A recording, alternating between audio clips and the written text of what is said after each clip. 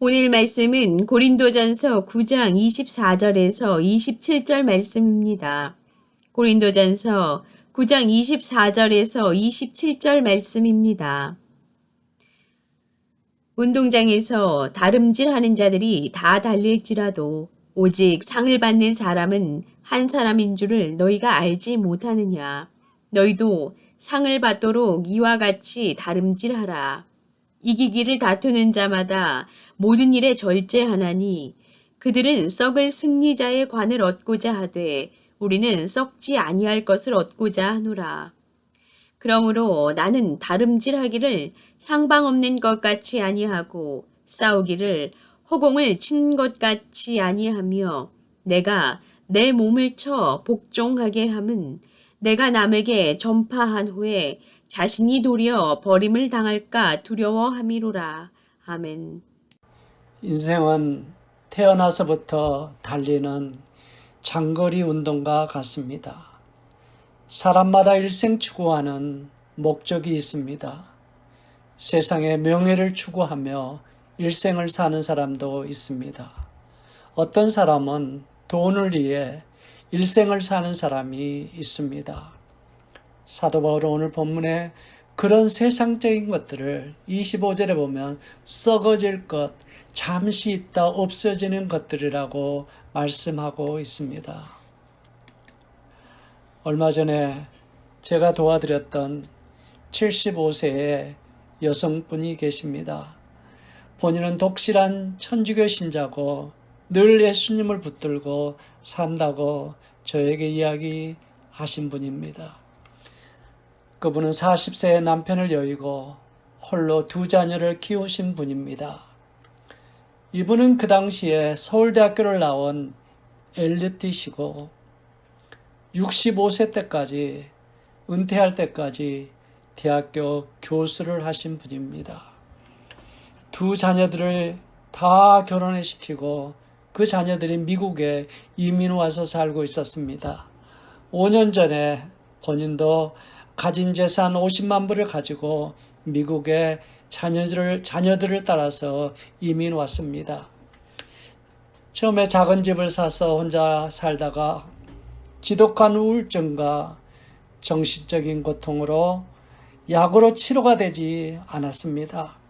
결국은 전신 마취를 하고 전기 충격기로 15번이나 치료를 받았다고 합니다. 의사의 권유에 따라 집을 팔고 가진 돈을 아들에게 다 주고 아들 집에 함께 살기로 약속을 했습니다. 한 달이 지난 후에 아들은 어머니에게 말도 하지 않았고 나가달라고 했다고 합니다. 결국 돈 한 푼 없이 딸이 사는 집 부근에 작은 임시 거처를 만들고 나왔습니다. 그분이 눈물을 흘리면서 저에게 하신 말이 내가 일생 열심히 위해서 살았던 돈도 명예도 건강도 내 곁에 끝까지 함께하지 못한다고 저에게 탄식하셨습니다. 맞습니다. 사도 바울 말씀처럼 그런 세상적인 것은 썩어져 없어질 것이라고 말합니다.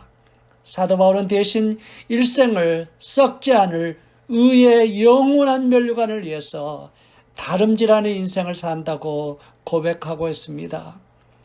디모데후서 4장 7절에서 8절에 보면 내가 선한 싸움을 싸우고 나의 달려갈 길을 마치고 믿음을 지켰으니 이제 후로는 나를 위하여 의의 면류관이 예비되었으니 주 곧 의로우신 재판장이 그날에 내게 주실 것이니 내게만 아니라 주의 나타나심을 사모하는 모든 자에게니라 말씀하셨습니다. 사랑하는 성도 여러분, 우리는 우리의 인생을 다 마치고 천국문에서 우리 예수님이 착하고 충성된 내 종이라며 영원한 면류관을 우리에게 씌워 주실 것입니다. 그리고 말씀하실 것입니다. 이제 나와 함께 천국에서 영원히 살자는 그 표대를 위해서 우리는 믿음의 길을 달려가야 합니다. 우리가 믿음을 잃지 않고 천국문의 면류관을 향해 달려가기 위해서 우리가 가장 심령 속에 품어야 되는 것이 우리의 심령이 은혜로 충만히 채워져 있어야 합니다. 사실 고린도전서 9장 본문은 사도 바울에게는 참으로 고통스러운 말들입니다. 아마 고린도 교회의 일부 성도님들이 바울을 향해서 예수님의 12사도에 들지 않았기 때문에 사도가 아니라고 공격했던 것 같습니다. 그래서 1장 1절에서 2절에 보면 내가 자유자가 아니냐, 사도가 아니냐, 예수 우리 주를 보지 못하였느냐, 이런 공격에 바울은 대답합니다. 주 안에서 행한 나의 일이 너희가 하나냐, 너희가 아니냐. 다른 사람들에게는 내가 사도가 아닐지라도 너희에게는 사도니 나의 사도됨을 주 안에서 인친 것이 너희라라고 이야기합니다. 사도 바울이 우상의 도시 고린도에서 눈물과 극한 어려움 속에서도 그들을 전도해서 교회를 세우는 해산의 고통을 하는 것을 그들은 분명히 보았지 않느냐는 그런 반문입니다. 또 일부 교인들이 바울을 향해 결혼도 못하고 사례비도 못 받는 형편없는 사람이라고 공격했던 것 같습니다. 이런 주장에 당연히 사례비를 받는 것이 성경적이라고 사도 바울은 대답합니다. 그리고 12절에 그리스도의 복음에 아무런 장애가 없게 하려 스스로 일을 해서 하는 자비랑 목회를 한다고 그는 대답하고 있습니다. 사랑하는 성도 여러분, 고린도 교회를 위해서 힘에 부칠 정도로 고난을 겪은 바울이 그런 심한 공격에도 화를 내거나 마음의 동요가 전혀 없는 이유가 있습니다. 그것은 사도 바울 속에 하나님의 은혜가 충만했기 때문입니다. 디모데전서 1장에 보면은 바울은 예수님 만나기 전에 자기는 죄인 중에 괴수였다고 고백합니다. 세상에서 가장 악질 죄인이었다고 한탄의 고백을 합니다. 바울은 예수님과 크리스천을 핍박했고 잡아 죽이는 일에 힘썼던 죄인이었습니다.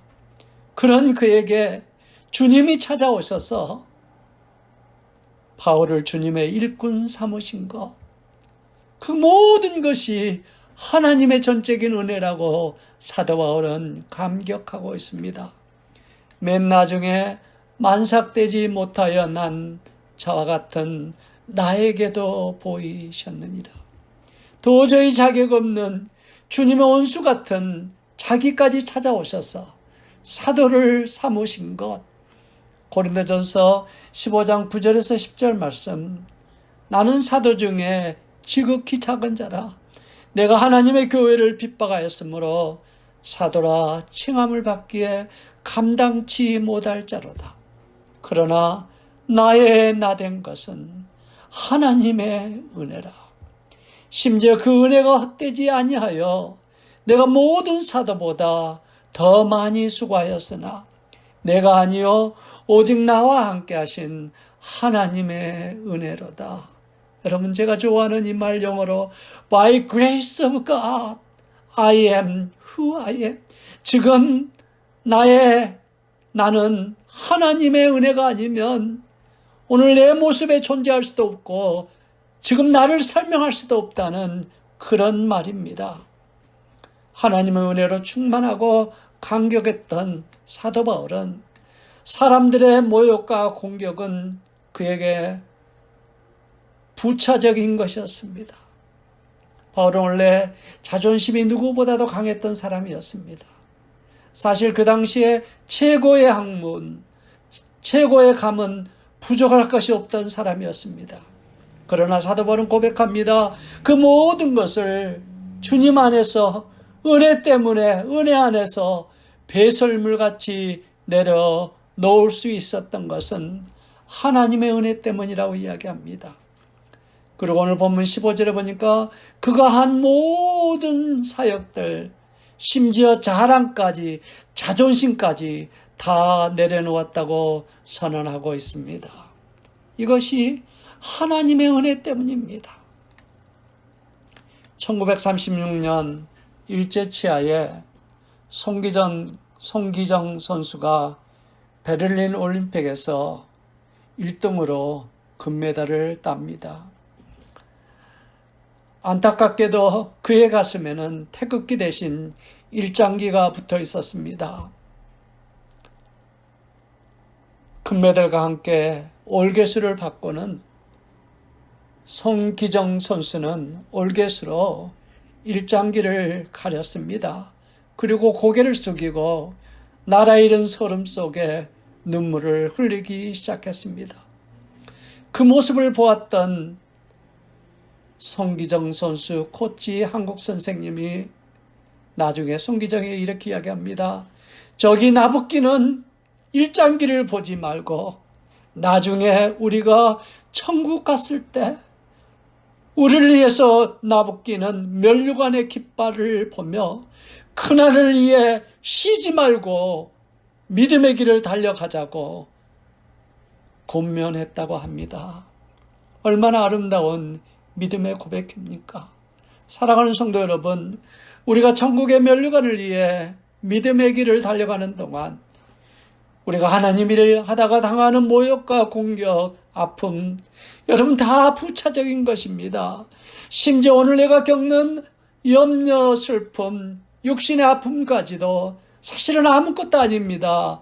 여러분 왜 그렇습니까? 현재의 고난은 장차 우리에게 나타날 영광과 좋게 비교할 수 없기 때문입니다.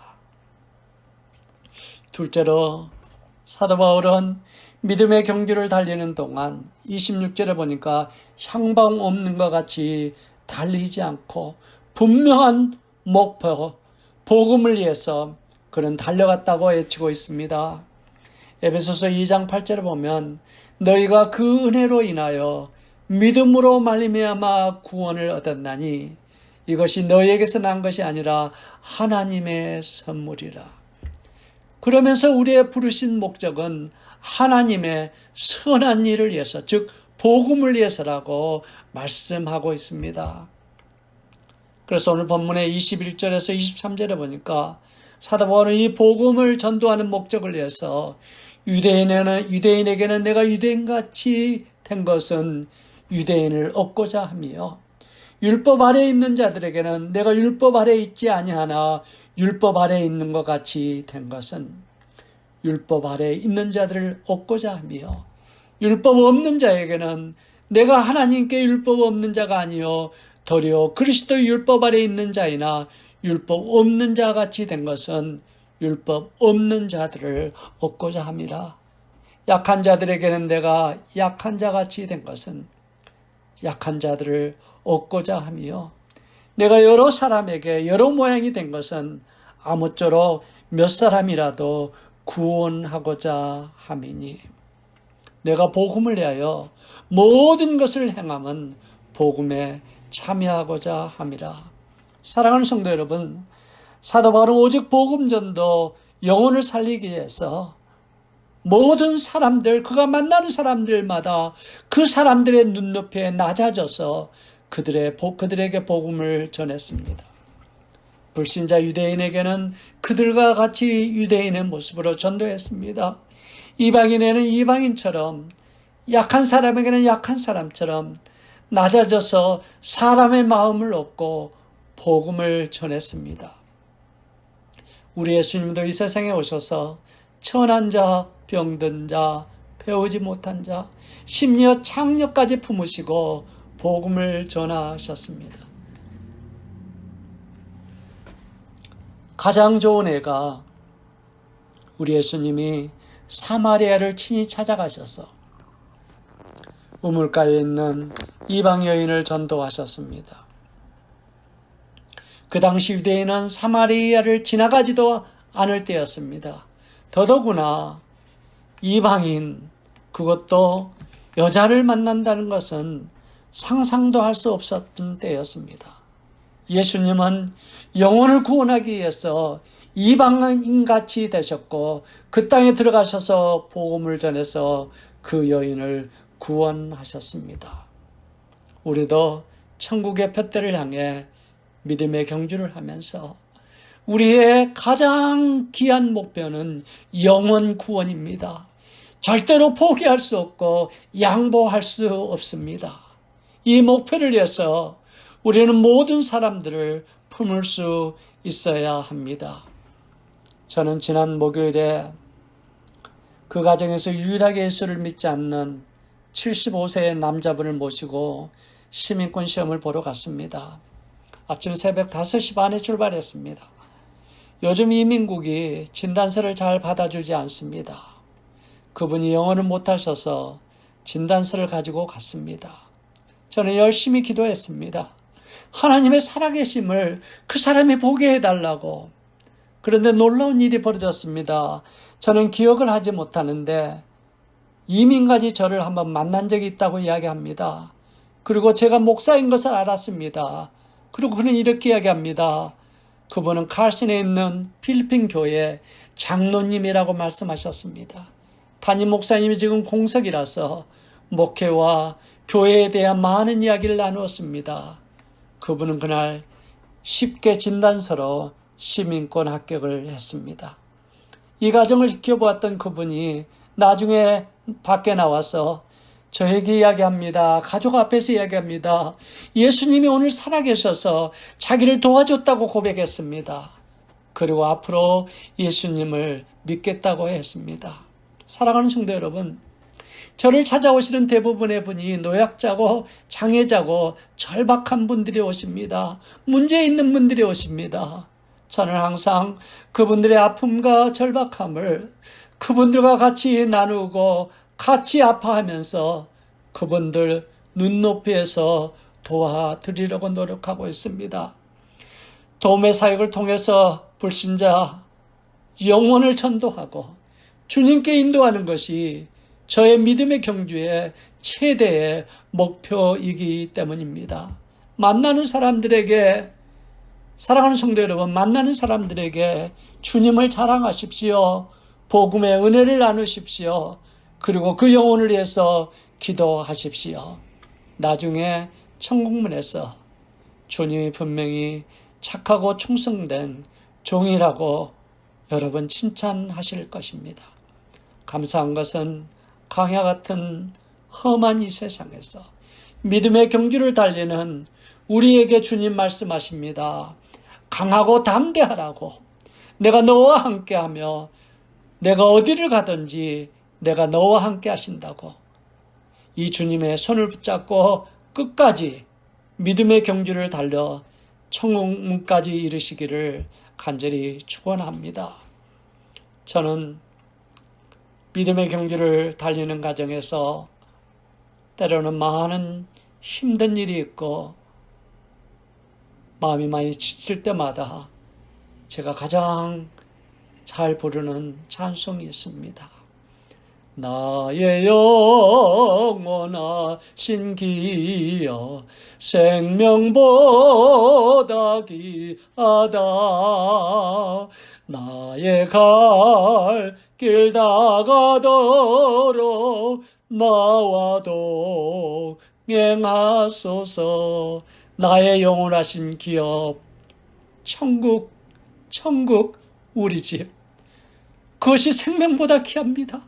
그래서 나의 믿음에 달려가는 길 다 가도록 그 가정에 주님이 통행하시도록 기도합니다.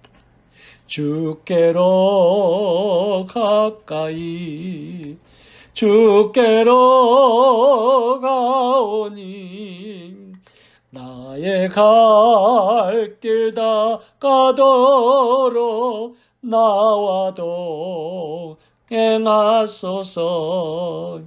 세상 복이 아니란가 모든 명예 버리고 험한 길을 가는 동안 나와 동행하소서. 3절입니다. 얻은 골짝 지나가며 험한 바다 건너서 천국문에 이르도록 나와 동행하소서. 주께로 가까이 주께로 가오니 나의 갈 길 다가도록 나와 동행하소서. 우리 축도 끝난 후에 이 찬송을 같이 일어서서 부르시면서 우리가 주님과 동행하면서 천국문에 이를 때까지 믿음의 경주를 달려가시는 여러분 되기를 간절히 축원합니다. 우리 한번 기도하시겠습니다. 사랑의 아버지 하나님, 은혜를 감사합니다.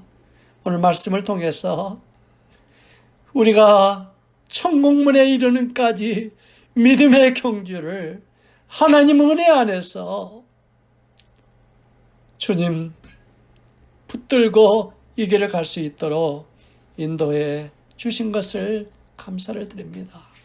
우리의 것들 다 내려놓게 하시고 우리가 만나는 사람마다 이 길을 가는 동안 주의 복음을 전하는 일, 영혼을 살리는 일에 우리의 최대의 목표를 삼고 만나는 사람들에게 예수님을 자랑하게 하시고 복음 전하게 하시고 기도하는 우리 모두가 될 수 있도록 주님 인도해 주시고 마지막에 불렀던 찬송처럼 우리 천국문에 이를 때까지 주님 동행하며 우리를 인도해 주시옵소서.